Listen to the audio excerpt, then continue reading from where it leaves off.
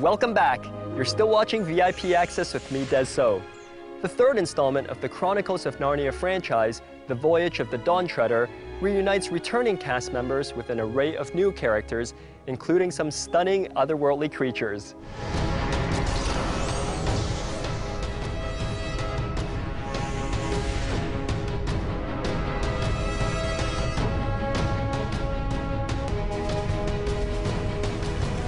The Dawn Treader is Narnia. It was very, very special, very original. It's the star of the movie. It was really fascinating to work on it, and the mechanics of it is mind-blowing.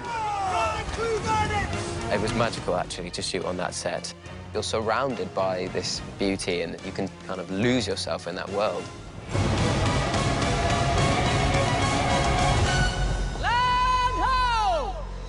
Man the longboats! Furl the sail and prepare to drop anchor! In Voyage of the Dawn Treader, there are, the Narnian creatures that we expect. There is the lion Aslan, and then we have fawns and centaurs. For Narnia! We have the return of Reaper Chief. Oh, Your Majesty. Who, for a lot of people, is the absolute hero of this story. That's the spirit! We have ourselves a duel! Yeah! He's brave, he's courageous. He's just the epitome of Narnia, I think. Travelers of Narnia, welcome. I am your guide. The great thing about going to these different islands is that they're not of this world. You don't want to mess with us? Or what? Or I'll claw you to death! I actually think that when C.S. Lewis created the duffel pods, it was one of the most creative moments of his life. They're absolutely hilarious. The gong!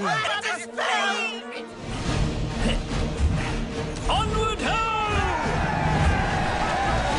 The dragon, I think, is going to be amazing. When you create a creature, you have to put your own spin on it. I think we have done that. The dragon is an interesting character. He's a beautiful thing, an original thing, and to me that embodies everything that Narnia is. The Naiads, they're really interesting characters that none of us have seen. It's a really cool part of the film. It gives it that kind of magical appeal. You have returned for a reason.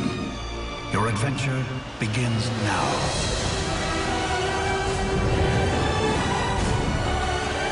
The look of this movie is absolutely extraordinary. This is sheer imagination. It shows you so much more of where Narnia comes from. That whole world is magical. I think what's really nice about this series is that you constantly have new characters and new adventures. It's just more incredible than I could have ever imagined it. Onward to our destiny!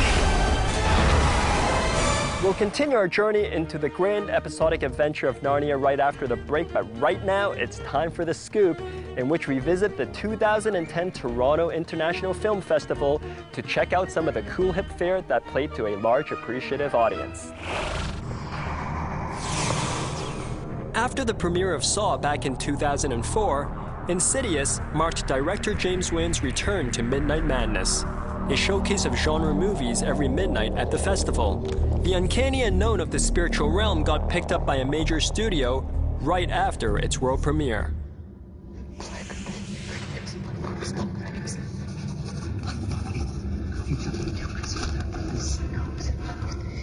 For myself and for Patrick Wilson, we grew up loving Poltergeist. The kinds of horror movies that scared me when I was a kid, meaning Exorcist, really Poltergeist, really, when I was a kid. I always wanted to find a movie sort of close to that. I really wanted Insidious to be this generation's Poltergeist. What is it? Lee and I work extremely well together. Our process is extremely organic. And that's the way James and I work with horror. We sit in a room, we start telling ghost stories and stuff. If we creep each other out, it's working. The great thing is when you have people like James and Lee around there that know exactly the kind of movie they want to make, you're in great hands. We really wanted to do this independently because we value creative freedom. Scary movies, supernatural thrillers tend to be a lot doable when you have no money.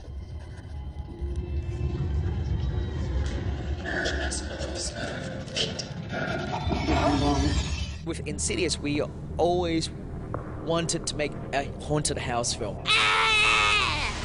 I can do better, but that's how I screamed in the movie.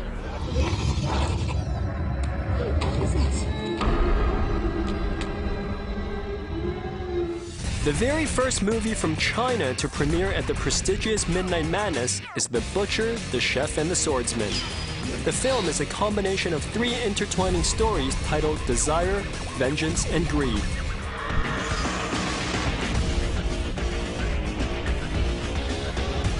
"杀气太重。拍完了之后，他们就希望能够加入投资，就变成了这样一个中国、香港和福斯一起来做的一个电影。在江湖上杀了这么多的人，最可气的是，你连亲爹的坟都给刨了。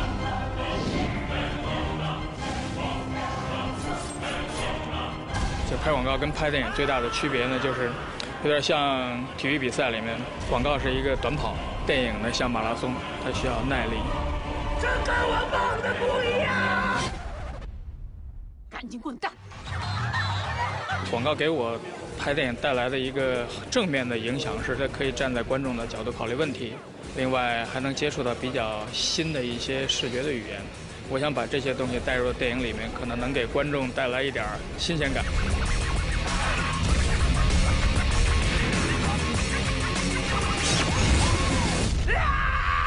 又去打架，不吃饭呢？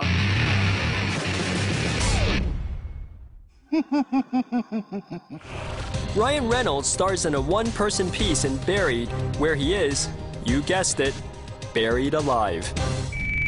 Thanks for calling the Conroy. We're at home right now. Please leave a message after the beep. Paul Conroy has a lighter, a cell phone, 90 minutes of oxygen. I need $1 million by 9 o'clock tonight, or I'll be left to die in this coffin. And very few options. We had 7 different coffins with 7 different names for 7 different needs. I do know that each one was less funny than the last, and the last being the Joker was the least of all. In terms of funny, it was a really horrible torture device. We didn't use CGI. We didn't shoot it with green screen and high contrast notes. That's why the film is so touchable, so physical, because everybody's perceiving that everything's happening. Everything that you see is happening to Ryan actually happened to him. Hello? Where is money? Let me out of here, and I promise you I will get you the money. You show blood. What? You got finger. You have to have that freedom and that ability in a movie like this because it's so on edge, it's so visceral, and if I was sticking to every last comma in the script, it would have sounded like I was delivering lines of dialogue. And Ryan's emotions are organic and real and happening there, because you cannot catch him lying. Never. He never acts. He always is. He's a Stradivarius. He can do whatever. He's a killing machine. Your ransom video already has 47,000 hits on YouTube. Where is money? I need more time, please. People want to go to a movie and they want to experience something. They don't want to just watch a movie and then leave the theater. They want to feel like they're there, and that's what the movie does. I mean, it puts you right in the shoes of this guy. He's not a superhero at all. He's a normal man that has to face extraordinary situations. That's why people feel so committed with him. People are empathetic. They are naturally empathetic, so you can't help but wonder, what would I do? Like, if I was that guy, well, how would I do this? Directed by Rodrigo Cortez. We are running out of time, Paul. Wait. How do you know my name? What's going on right now? Ryan Reynolds. What are you doing right now to help me? No!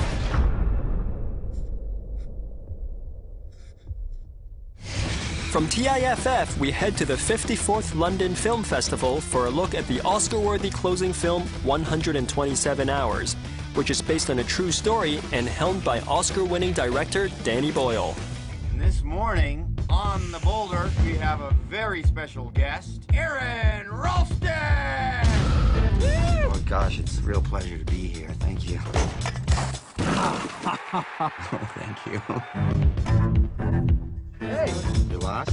I'm a guide. What do you say? See, I'm something of a big, hard hero. All you have to remember is that everything will be okay.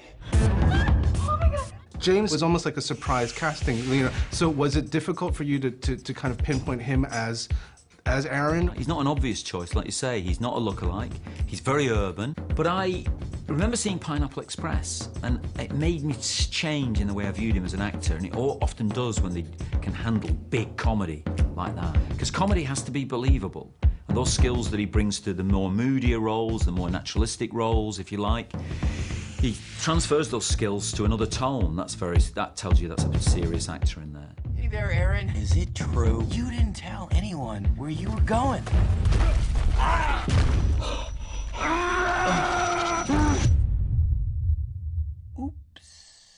It's sometimes perceived as a superhero story, but it's actually, he goes there as a superhero. When he's stopped by nature, that he has to call upon other resources other than his physicality to get him out of there, and those are what we wanted to concentrate on in the personal sense of the movie, and making an emotional journey as well as in a remarkable physical journey he goes through.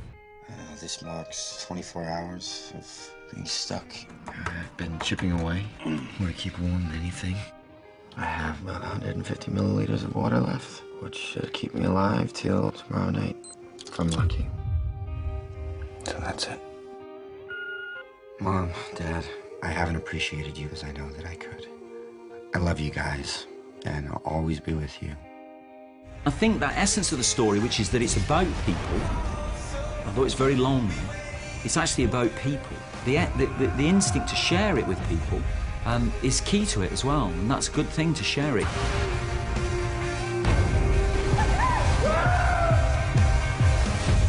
Don't give up. Aaron, do not give up.